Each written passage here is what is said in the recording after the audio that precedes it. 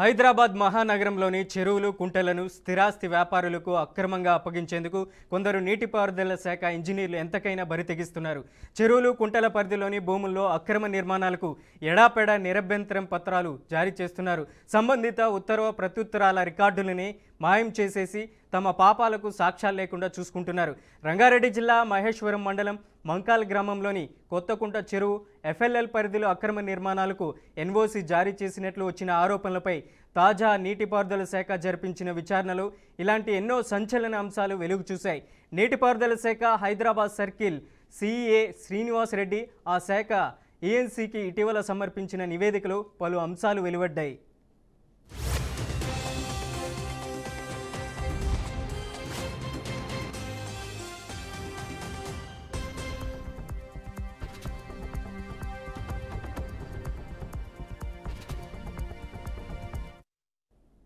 కొత్తకుంట చెరువు ఎఫ్టీఎల్ 8,284 ఎకరాల్లో విస్తరించి ఉందని ల్యాండ్టెక్ ఇంజనీరింగ్ కన్సల్టెన్సీ గతంలో సర్వే నిర్వహించి తేల్చగా దీనిని ధృవీకరిస్తూ నీటిపారుదల శాఖ ఈఈవి గంగరాజు, డిఈకే జగదీశ్వర్, ఈఈకే బన్సిలాల్ సంతకం సైతం చేశారు.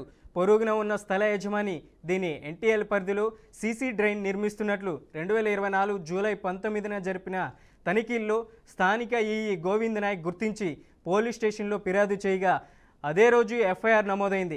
గత ఫిబ్రవరి 8న హైడ్రా నీటిపారుదల శాఖ అధికారుల బృందం సీసీ డ్రైన్ను కూల్చివేసింది.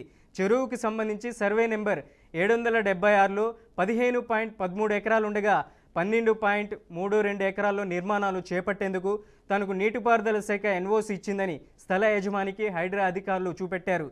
ఎన్టీఎల్ పరిధి 2.03 ఎకరాలేనని పేర్కొంటూ ఈ ఎన్జీసీ జారీ చేశారని హైడ్రా నీటిపారుదల శాఖ అధికారులు పరిశీలనలో తేలింది. వాస్తవానికి 8,284 ఎకరాల్లో ఎఫ్ఎల్ విస్తరించి ఉన్నట్లు రికార్డులు స్పష్టం చేస్తున్నాయి. స్థల యజమాని ఎన్ఏసీ కోసం హైదరాబాద్ ఎస్సీ డివిజన్ 1 ఈఈ కార్యాలయాలకు ఎలాంటి దరఖాస్తు చేసుకోకపోయినా ఎన్ఓసీలు జారీ చేశారు.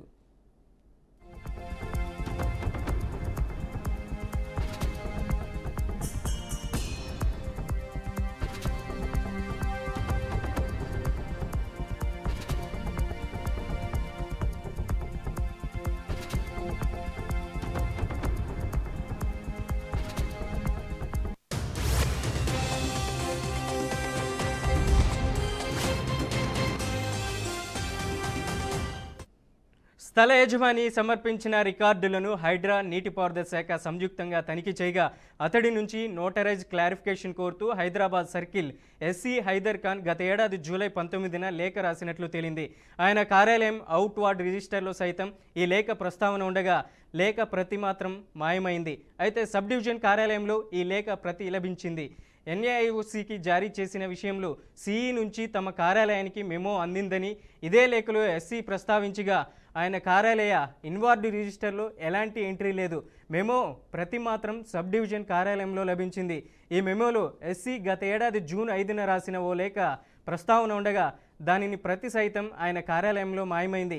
ఈ లేఖను మాత్రం అవుట్వార్డ్ రిజిస్టర్లో ఎంట్రీ చేశారు.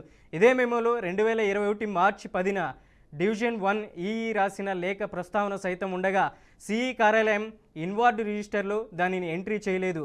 ఈఈ కార్యాలయం అవుట్వార్డ్ రిజిస్టర్లో ఈ లేఖను పంపినట్లు ఎంట్రీ చేసి ఉండగా ఈ లేఖ ఇతర అంశానికి సంబంధించిందని తేలింది. గత ఫిబ్రవరి 21న సిఈకి ఈఈ పంపిన లేఖలో 2021 మార్చి 16న రాసిన మరో లేఖ ప్రస్తావన ఉండగా ఆయన కార్యాలయ అవుట్వార్డ్ రిజిస్టర్లో లేఖ సంఖ్య రాసి ఎంట్రీని మాత్రం ఖాళీగా ఉంచారు. ఈ లేఖ ప్రతిని సైతం మాయం చేశారు. ఈఈవి గంగరాజు 2021 ఫిబ్రవరి 1న కొత్తకుంట చెరువు ఎఫ్ఎల్కు సంబంధించి 2.8 ఎకరాలు అలాగే 8 ఎకరాల్లో 2 విరుద్ధమైన మ్యాపులు ఇచ్చారు. కొత్తకుంట అయిన పరిధిలోకి రాకపోయినా ఎన్ఓసిని సిఫార్సు చేశారు. ఎస్సీ కార్యాలయానికి పంపిన రికార్డులను ఆయన మాయం చేశారని తేల్చారు. డిఈకే జగదీశ్వర్, ఈఈకే బన్సిలాల్ సైతం 2 విరుద్ధమైన ఎన్టీఎల్ మ్యాప్పై సంతకాలు చేసి ఎన్టీసీ కోసం సిఫార్సు చేశారు.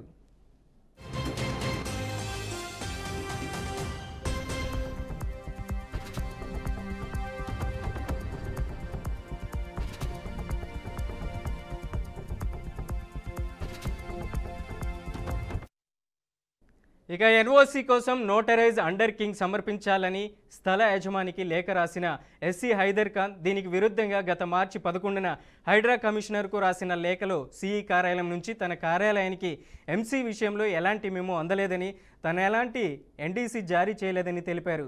సిఈ కె ధర్మ స్వయంగా ఎన్ఏసీపై సంతకం చేసినా దానిని తన కార్యాలయానికి మాత్రం సర్క్యులేట్ చేయలేదు.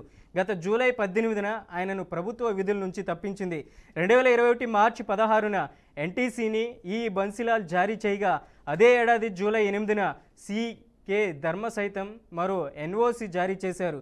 వీటికి సంబంధించిన రికార్డులేవీ లేవు.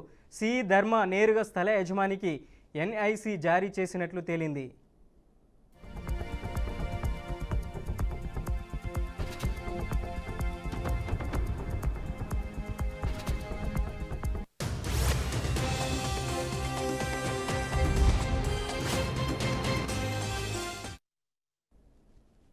ఇక ఇదే అంశానికి సంబంధించి మరింత సమాచారం అందించడానికి మా ప్రతినిధి శ్రీనివాస్ ఫోన్ లైన్లో ఉన్నారు. శ్రీనివాస్, అప్డేట్స్ ఏంటి? Good afternoon Manoj.